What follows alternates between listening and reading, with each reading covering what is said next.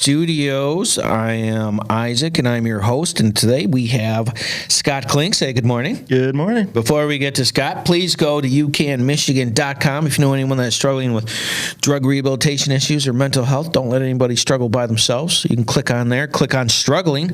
You'll have someone call within 24 hours to help your family or friends. We all know we all struggle sometimes. If you know anyone that's struggling with food or clothes or baby formula or needs of any kind, please go to spiritualwarfareunit.com. Click on struggling. We have 20 nonprofits that has everything from insurance to clothes to jobs, all kinds of stuff. Please go on there. It's free or next to free for those people that are struggling. All right, Scotty. So last time we were just finishing up your story. You have a miracle story. We're kind of working on all that.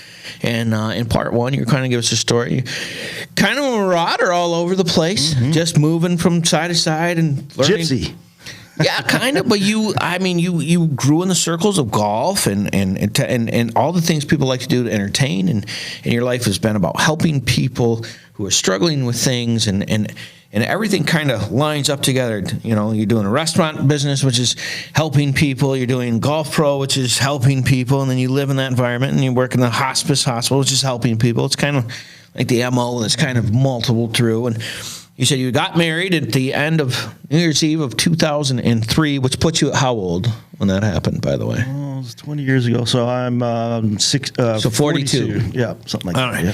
So the math matters, yeah. All right, so at 42, and then you have a child that you work with and a child you don't. It's pretty natural progress and understanding having kids myself. You know, you get it, and each person's personality is different. So this one you had come in and come out and come in and come out, and you're trying to help them, and they're making decisions that are difficult, and they struggle, and they come back. And then you had just ended, if I remember correctly, having them stay in the tent for a couple of months. Yeah.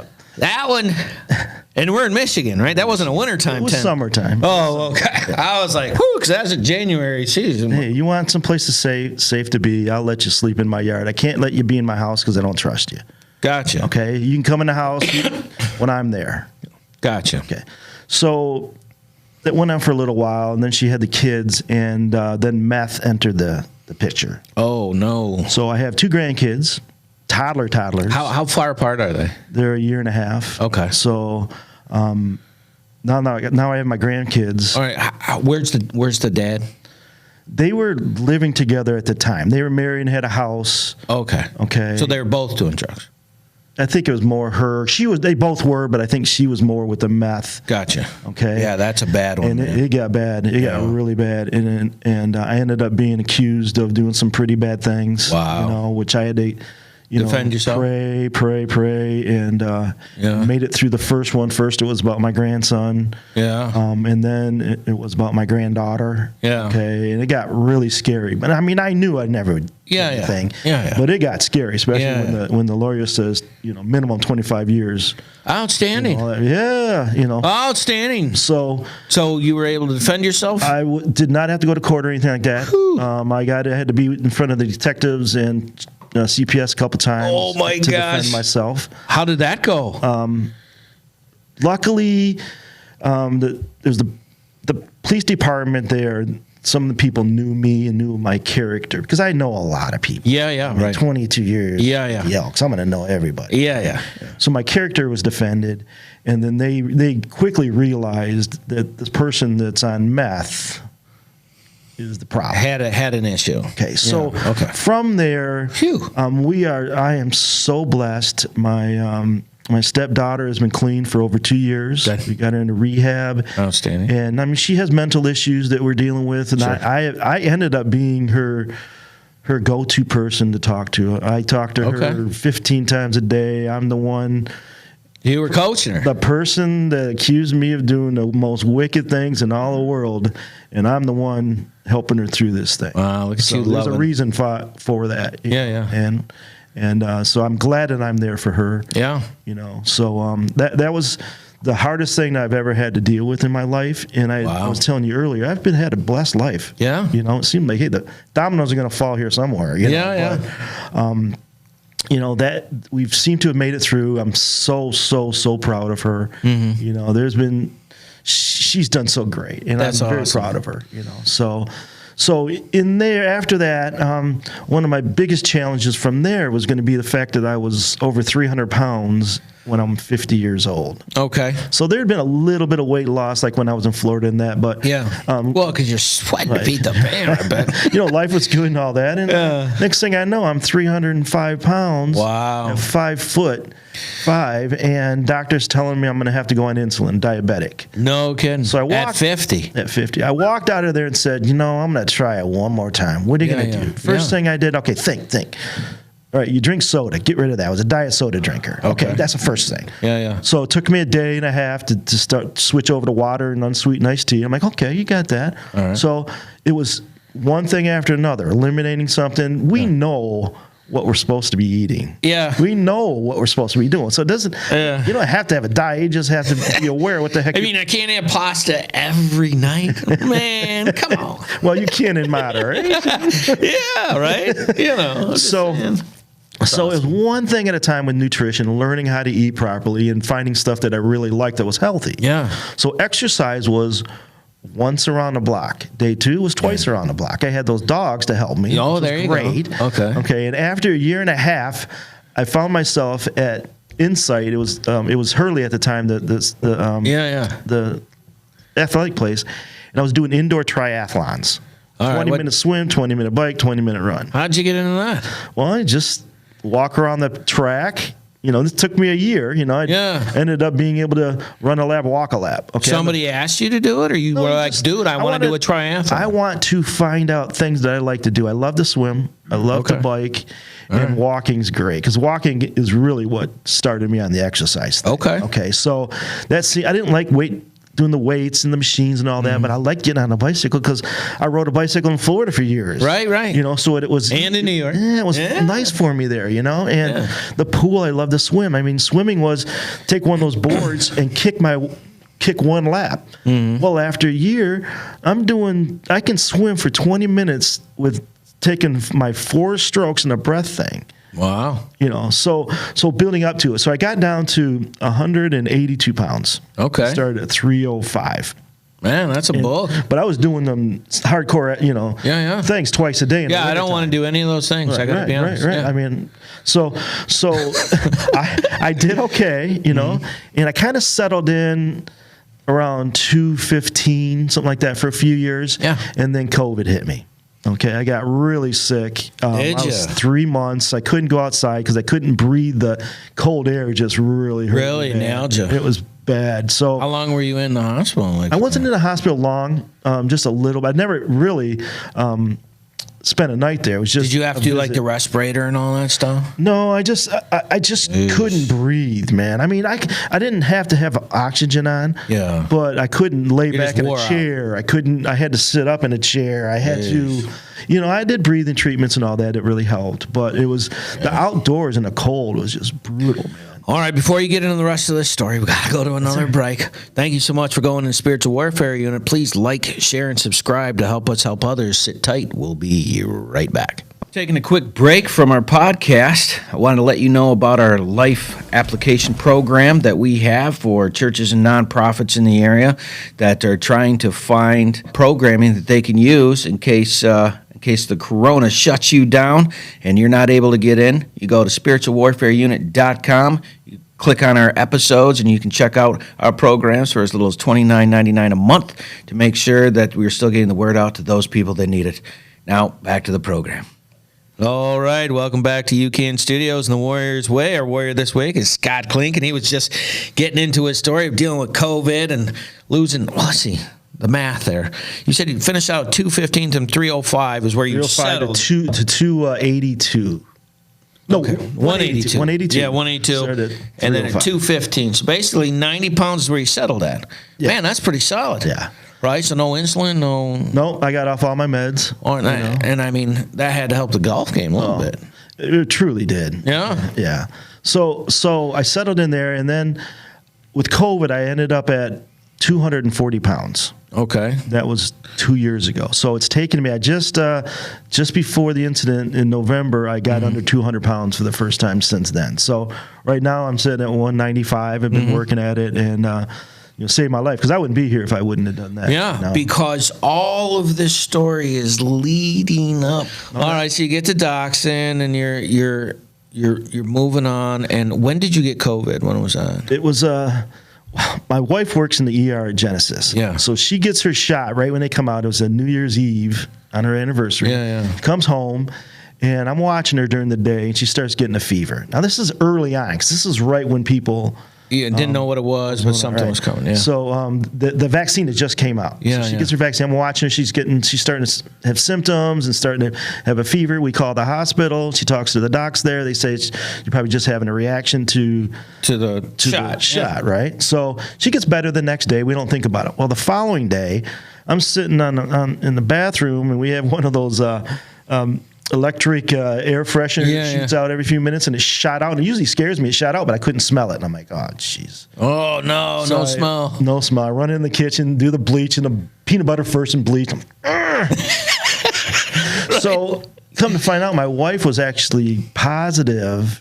It wasn't a reaction to the thing. She was positive, and me tending to her is how I. And her helping people got it, and then you helping her got it. Okay. Yeah. And then you got it. You said it was pretty bad. It was bad. I didn't have to be hospitalized, but I couldn't go outside. And You're stuck in a house. It was bad. Well, luckily the world was shut down right then. So. I mean, the scary thing was taking your wife to work. She works third shift in the ER, and pulling up and seeing 7 or 8 ambulances, and everybody is in hazmat suits, and you're sending your wife into this environment to work. Oh my! It was right. Scary. Good luck, honey. We'll see you tonight. I'll come get you in the morning. Yikes. Of thing, All right. So you're doing this, and then please, that was the last of it. Like you got through that and it didn't get. I did. Again. Yeah. Okay. Seen it. Right. I still have a problem with my arm where the injection. I got my first thing. It's crazy. No kidding. Some kind of inflammation, chronic inflammation from the shot. Well, chronic inflammation from the shot. Yeah, that's alleged. Can't confirm or deny. Nice. So you don't have metal things sticking to you.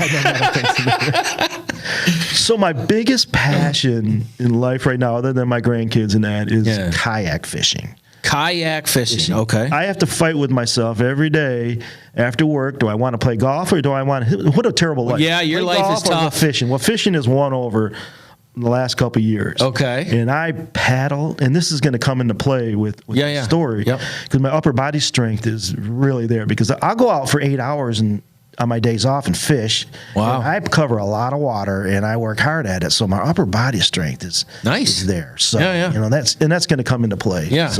So you're doing that. And how long have you been kayak fishing? 3. I started actually fishing on a paddle board, one of those stand-up paddle boards. What got you into that? I'm just going to go kayak fish. Like, how did that happen? So I fished in Florida a little bit and loved it, but I never really was a fisherman. Did you ever do that? Those big sailfishes and the big ones? I've caught a sailfish and shark and that out in the ocean. You caught a shark? Yeah, not in my kayak or nothing. Oh God! Yeah. Okay.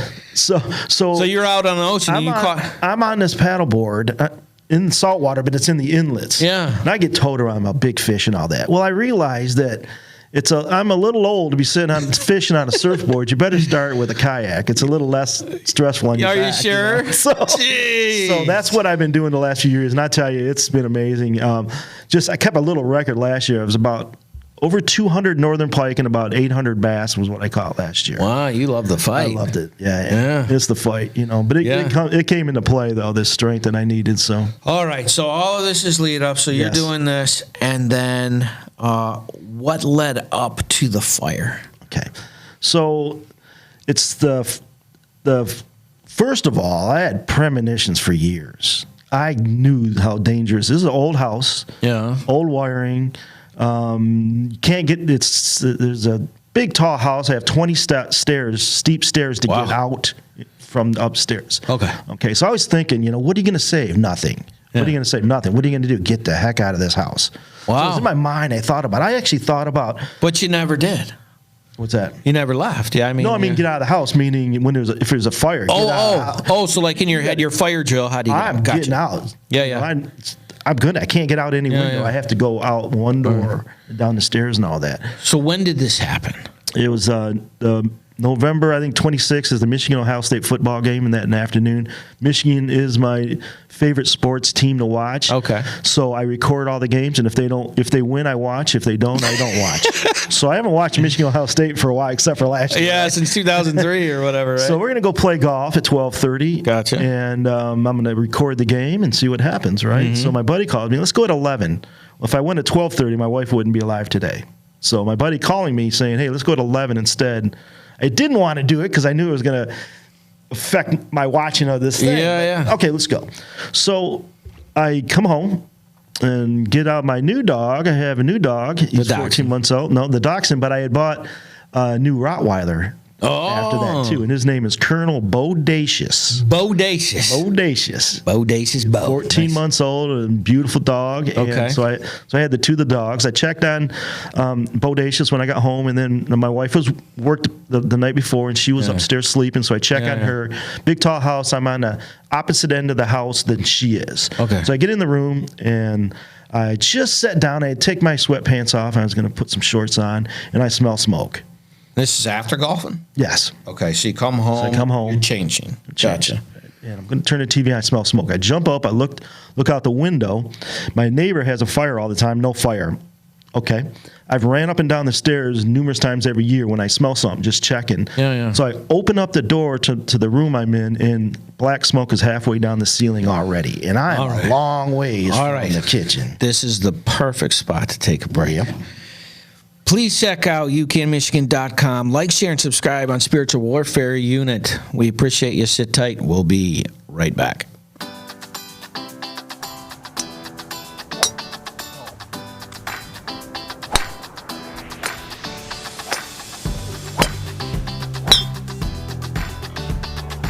Hey, it's Aaron with UCAN. We're out here at our third annual golf outing here in the Genesee Valley Meadows. So, really good day. We have a great number of teams, great sponsorship, great people. We're hoping for a great time. The weather's good. So, we appreciate all the support we get at all of our events. It helps us fight the fight that we fight. So, thank you all. Stay the course.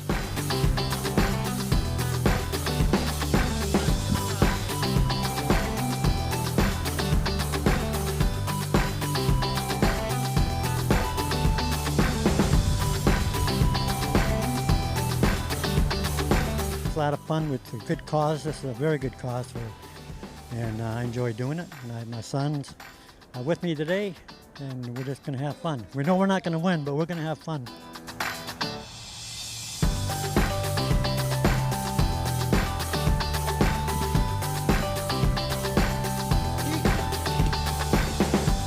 Oh, today is an awesome day today. This is our fourth or fifth one here, and can't thank UCAN enough for what they do, especially on this situation where they have this outing. Mark and Debbie and all of them. It's just an amazing outing, and I couldn't think of it brings back memories, but it's a wonderful thing, and we really appreciate it.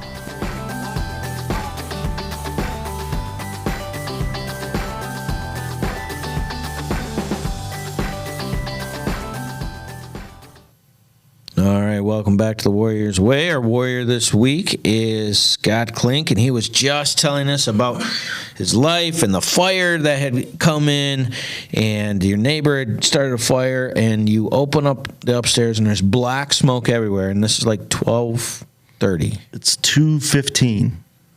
Oh, 2:15. Okay. Yes. Because you'd gone golfing, come back, changing. What was the fire from? Did you find out later? Old stove. We'd had problems with it. I just priced out one at ABC Warehouse and one at Home Depot, and something in the panel sparked. Oh, no. I think we had a pasta box on the stove, and it just took off from there. And okay, so it's the coming from my house is kitchen. on fire. Yes. And it's been on fire for a while because it reached my room, the farthest room in the whole house. Wow. Okay. Okay.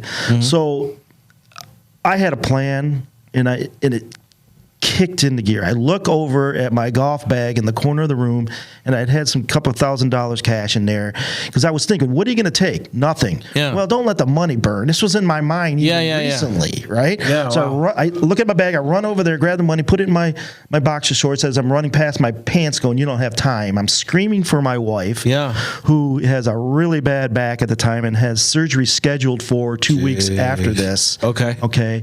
And it takes her forever to get out of bed. Well, she meets me at the door because I'm screaming. Luckily, because if I had to get her out of bed, we would have died. Wow. Every second's going to count here. Yeah. Okay. So she meets me at the door. I grab her. We have 3 or 4 steps to our staircase. Really tall staircase. Yeah. And it is completely black smoke already. I got her in front of me. Most people would getting back. For some reason, God made me grab her in front, and I needed her to be in front of me. So we take 2 steps down. Yeah. And the heat hits us. It's like, they say it's a chimney. Well, it was that hot. Wow. She screams. She's screaming at me. She starts to turn around. And I don't let her because I know if we're going to live, we got to go through this. Wow. And you can't see anything. You can't see nothing. Oh, my gosh. So I got her, and it's choking. You can't breathe. And it's choking smoke.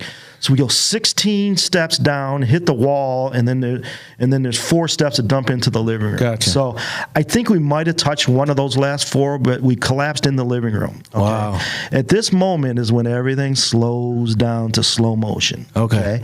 So I look up to my right, and I see a fireball coming from the kitchen. And I'm seeing a fireball. I'm seeing the fireball through black smoke because my living room is completely black. We're low, but I can see it. But you're seeing this fireball through the black smoke is the eeriest thing I've ever seen. Okay. Everything in slow motion. I'm realizing what's going on. I think the chemicals are probably getting to me a little bit. Okay. And at that moment, I hear my father's voice say, "Get up." Okay. And no kidding. At that very moment that happened, this divine energy entered my body and supercharged me, and it's just my adrenaline. It's God was there. It was like, I connected it later on with being in the hospital room when I was a baby. Yeah. It was like, all right, boy, you again? Go time. I'm here. Okay. So he supercharged me, and I grab my wife, and I have 3 steps over to the opening of my mud room that I can't see. Yeah. And then after that is the door to get out. Yeah. So I grab her up. She's wobbly, and I get her to the opening. I can't get through. What's the problem? Well, my wife, I don't know how she does it. She squeaks out, "Gate." Well, I had a metal gate there for my dog. Bodacious, he's on the other side of it. 2 weeks prior to that moment, he was banging on that metal gate and broke the weld on it. I went in there that night, put a bunch of Gorilla Tape on there. He had it eaten off in about 20 minutes. Like, Dad, in 2 weeks, you're gonna have to have this fail. Yeah, I'm trying to help you. Okay. So she says gate. I see it in my mind clearly. Well, because he had broken that, I put a second plastic baby gate. And this is like the movie Gravity. I don't know if you've ever seen that. It was like one thing after another. Yeah. So I reach over because I knew I had to push that plastic one to open it, and the other gate collapses. So we fall down into the mudroom. So this is like the 3rd time we've fallen. Okay? Yeah. They said there's no way we should have made it out of this house. Yeah. Okay. So the fact that you saw the fireball in the spot, that's just, I'm processing. No way have this happen unless God was saying, "Okay, we got you." Yeah, that's pretty crazy. So I had my left arm underneath my wife. The last thing I'm going to be able to do is reach over and open the door. So I open up the door. I have a storm door there, and Bodacious jumps over top of us and hits that storm door and opens it up. And it's Shut up. The dog opened the door. The first breath in 55 seconds. What I counted. Yeah. Like that. Okay.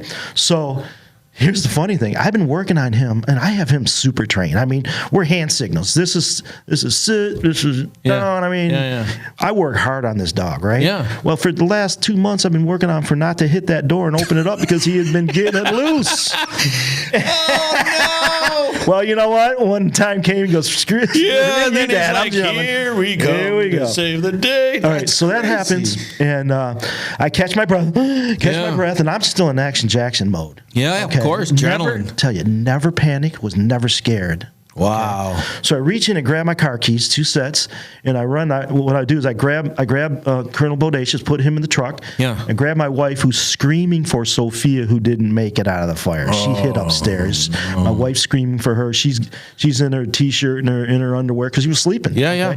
Grab her, take her to the car. And now I got to call 911. I don't have a phone. I'm screaming, help, running down the driveway, and my post guy pulls up right at that moment. Shut up. Okay. I'm pointing at the house. He sees it. I see him grabbing the phone, so I know that that's taken care of. Yeah. So I run. I get my truck and move it out of the driveway. I take my wife to her sister's house 3 blocks away where we're staying at right now. Yeah. Okay.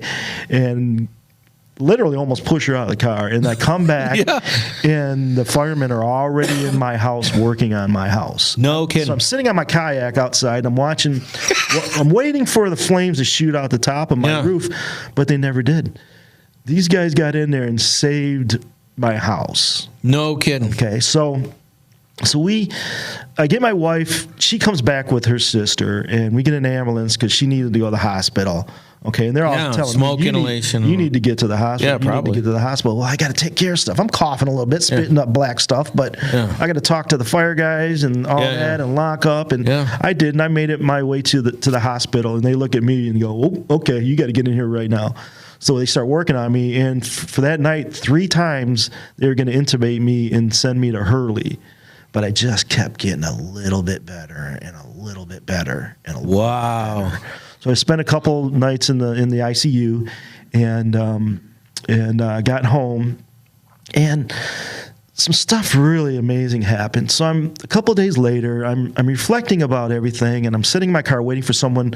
I think it was my insurance adjuster to come over to the house, and I connect what happened as a baby in the hospital in that room with what happened on the floor. And when I connected those 2 things together, this incredible energy enters my body again. And it takes about 5 or 6 seconds. And it just makes my whole body shiver, hyperventilate, and then it goes away. Okay. So that happened that day, and I was like, wow, it was a pretty spiritual feeling to happen, right? So the next day, I'm up in Birch Run. I'm gonna meet my friend who has my dog, and we're gonna go to a dog park. Okay. And go up to Birch Run. I want to buy my wife her favorite Tommy Hilfiger T-shirts. So I bought her T-shirts, and I'm getting ready to step from the sidewalk to the parking lot, and this thing hits me again. I wasn't thinking about the fire or anything. It was just this whole thing just enters my body, just crazy, right? It takes about 5 or 6 seconds. And I walk to my truck, and I'm sitting there and reflecting, and I'm like, okay, all right, so I'm okay now. So I start on my way east to go to Frankenmuth, and it hits me again. Wow. This just drew my body, hyperventilating. It wasn't like an emotional thing. It was nothing like that because there's an energy that was involved. And it happens again. I'm like, and it stops. And I'm like, I have to find a church. I need to sit in a church like right now. Wow. So I turned north on that road to go to Bronner's, and there's a Lutheran church there. And there was one car, and I'm like, no, I don't. I'll find another one. So I'm driving. I'm thinking, there's got to be something. And I didn't see anything, and just when you get past Bronner's and Bavarian Inn and all that, there's a sausage shop called Willie's. Willie's Sausage Shop. And I knew I needed to pick up a treat for Bo. So I swing my truck in there, and I go in, and it's this beautiful little shop, and you're looking at this butcher's case that wraps around the inside, and I'm staring at some sausage, and this lady walks around from the corner. Comes up to me, and she's got a white apron on. I think she's the owner, just a lovely lady. And she looks at me and looks me in the eye and says, "What do you need?" And I started to tell her a little bit about my dog and the story, not much. And I start tearing up a little bit. And she grabs me and starts squeezing me. And she wouldn't let me go. She just squeezed me and squeezed me, right? And then she lets go, and she runs around the counter, gets me a tissue and a treat for Bo, and hands it to me. And I look at her, and I'm like, "Sandy, I was looking for a church, and I found you." And from that moment, that was the last of that stuff that happened. Wow. So man, that is unbelievable. I don't even know what to say. I know. I mean, that story, the fact that you had that energy in the middle of that fireball with all the black smoke, just blowing my mind. Scotty, thanks so much for coming in. That was an amazing story. I cannot wait to get it out. Thank you so much for coming in. Please like, share, and subscribe. And Spiritual Warfare Unit, welcome to UCAN Studios. We will see you next time. If you have a nonprofit in your area that's doing a lot of work that people should know about, feel free to contact Spiritual Warfare Unit at 810-715-9319, and we would love to have them on to see what good they're doing in the community and find out their story. Thank you so much.